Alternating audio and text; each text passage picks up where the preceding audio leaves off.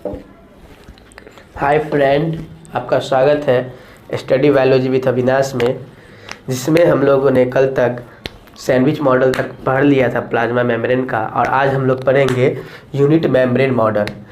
तो देखते हैं यूनिट मेम्ब्रेन मॉडल होता क्या है। This model of plasma membrane proposed by James David Robertson in 1950। ये मॉडल कब दिया गया? तो 1950 में किसके द्वारा था? जेम्स डेविड रॉबर्टसन के द्वारा दिया गया। उसके बाद हम देखते हैं James David Robertson studied many types of membrane. इन्होंने बहुत सारे प्रकार के मेम्ब्रेन की स्टडी की। Of cell collectively called bio membrane. इन्होंने जितने भी मेम्ब्रेन मतलब सेल के मेम्ब्रेन के बारे में खुद पढ़ी यानी स्टडी किया, सभी को क्या कहा? तो बायो मेम्ब्रेन कहा। It includes plasma membrane, mitochondria, Golgi body membrane and lysosome membrane etc.. इन्होंने क्या देखा कि सेल में जितने पार्ट आते हैं, माइटोकॉन्ड्रिया के ऊपर जो मेम्ब्रेन लगा रहता है उनके बारे में स्टडी किया। उसके बाद गोल्जी बॉडी के मेम्ब्रेन के बारे में स्टडी किया। उसके बाद फिर इन्होंने किस पे स्टडी किया? तो लाइसोसोम के मेम्ब्रेन पे स्टडी किया, यानी सेल में जितने ऑर्गेनेल्स हैं और उनके ऊपर जो मेम्ब्रेन्स होते हैं सभी के बारे में जेम्स डेविड रॉबर्टसन ने स्टडी किया। और सभी को कलेक्टिवली क्या कहा? तो बायो मेम्ब्रेन कहा। He proposed that some part of cell covered by single membrane। इन्होंने कहा क्या कि कुछ पार्ट जो होते हैं सेल के वो क्या होते हैं? तो सिंगल मेम्ब्रेन से कवर्ड होते हैं, जैसे like plasma membrane, lysosome membrane, while some parts of cell covered by double membrane. और लेकिन फिर क्या हुआ कहा कि जबकि कुछ पार्ट्स क्या होते हैं तो डबल मेम्ब्रेन से भी कवर्ड होते हैं। तो इसको आप लोग आराम से लिखिए। देखिए पहले लिखिएगा यूनिट मेम्ब्रेन, फिर लिखेगा this model of plasma membrane proposed by James David Robertson in 1950।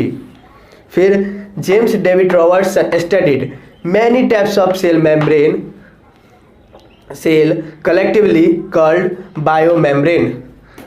फिर it include plasma membrane, mitochondria membrane, Golgi body membrane, lysosome membrane and ETC। He proposed that some part of cell covered by single membrane called unit membrane like plasma membrane, lysosome membrane, while जबकि some parts of cell covered by double membrane। ये है unit membrane model का structure. आप लोग इसका screenshot ले लिया, बनाने की कोशिश करें, जिसमें ये क्या होगा तो 75 से 100 एंगस्ट्रॉम होगा। उसके बाद ये जो है सो लिपिड लेयर है। फिर हम देखते हैं इधर नीचे वाला पार्ट जो है इंट्रिंसिक प्रोटीन लेयर है और ऊपर वाला जो ये पार्ट है वो है एक्सटेंसिव प्रोटीन लेयर। और इस फिगर का नाम क्या होगा तो unit membrane model, diagrammatic representation of unit membrane model ये फिगर है।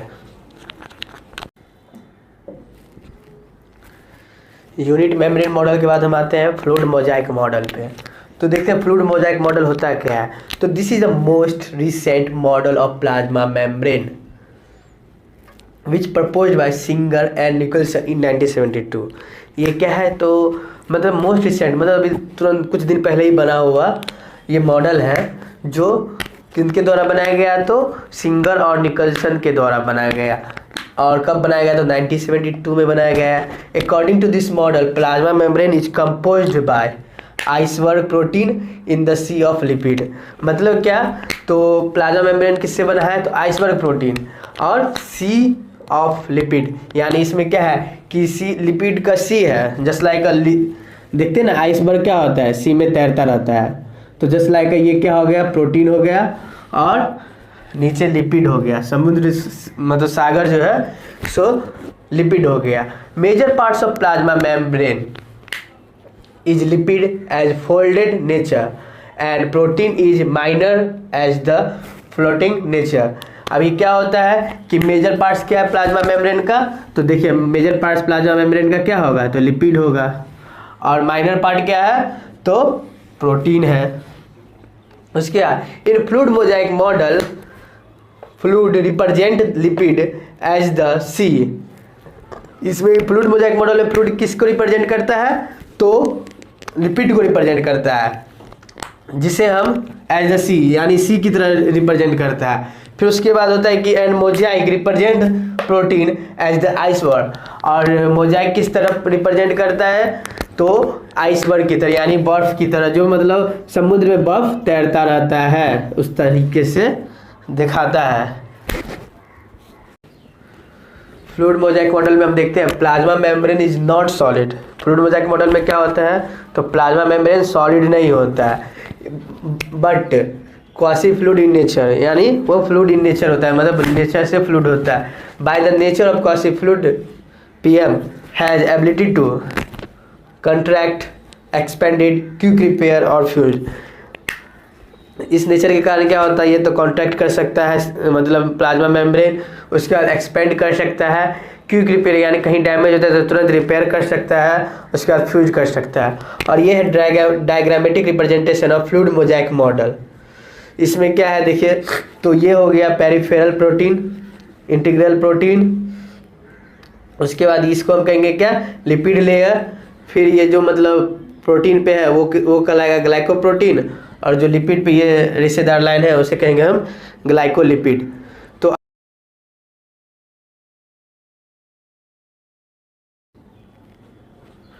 अब हम देखते हैं प्लाज्मा मेम्ब्रेन का last topic, functions of plasma membrane. तो देखते हैं प्लाज्मा मेम्ब्रेन का कार्य क्या क्या है। It protect and cover the cell, ये क्या करता है, सेल को प्रोटेक्ट करता है और कवर रखता है। It also protect to the cell from infection of micro organism. ये क्या करता है, तो सेल को प्रोटेक्ट करता है किससे, तो इन्फेक्शन किससे, जो माइक्रो ऑर्गेनिज्म से जो इन्फेक्शन फैलता है उससे सेल को प्रोटेक्ट करता है। It maintain shape and size of the cell, ये क्या करता है और मेंटेन शेप का साइज और शेप को मेंटेन रखता है। It helps in the formation of silica, flagella and pili, ये किस में हेल्प करता है, तो किसके फॉर्मेशन में हेल्प करता है, तो सिलिका के फॉर्मेशन में, फ्लैजिला के फॉर्मेशन में और भिलाई के फॉर्मेशन में क्या करता है, सेल मेम्ब्रेन हेल्प करता है। It's so semi permeable to certain chemical substance, ये क्या होता है, तो कुछ सब्सटेंस के लिए क्या होता है, तो सेमी परमेबल होता है। उसके बाद it helps in membrane transport, ये क्या करता है, तो मेम्ब्रेन में ट्रांसपोर्ट जो होता है, मतलब केमिकल सब्सटेंस एक सेल से दूसरे सेल में जो जाते हैं उसे में हेल्प करता है। It helps in making cell joint, ये किस में हेल्प करता है, तो सेल जॉइंट बनाने में भी हेल्प करता है। It maintain quick repair to the cell wall, और ये क्या करता है, तो सेल वॉल को मतलब तुरंत मतलब रिपेयर टू द सेल, न कि वॉल, सॉरी वॉल नहीं है। It maintain quick repair to the cell, ये क्या करता है, तो सेल जो मतलब कहीं से रप्चर हो जाता है या टूट जाता है तो उसमें क्या करता है, तो तुरंत रिपेयर के लिए ये एक्टिव हो जाता है। तो आज तक मेरा मतलब प्लाज्मा मेम्ब्रेन का क्लास आज लास्ट था। इसके आगे हम पढ़ेंगे मेम्ब्रेन ट्रांसपोर्ट, वो हमारा नेक्स्ट क्लास में होगा। अगर ये चैनल आप लोगों को अच्छा लग रहा है तो लाइक करिए, सब्सक्राइब करिए और शेयर करिए, दूसरों तक पहुंचाइए। और इस चैप्टर से रिलेटेड यानी प्लाज्मा मेम्ब्रेन से रिलेटेड या सेल से रिलेटेड कोई भी प्रॉब्लम हो या बायो से रिलेटेड कोई भी प्रॉब्लम हो जो आपको परेशानी कर रही है, तो प्लीज़ उसको आप कमेंट सेशन में लिखिए।